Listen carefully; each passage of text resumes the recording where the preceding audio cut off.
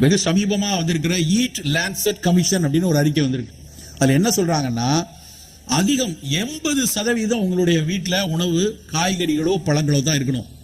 20% தான் அரிசியோ சோளமோ கோதுமையோ தானியங்களோ இருக்கணும். அரிசி சிறப்பு தான், தானியம் சிறப்பு தான், ஆனால் அவற்றை குறைவாக பயன்படுத்தி நிறைய காய்கறிகள் பயன்படுத்துற பழக்கம் வச்சுக்கணும்.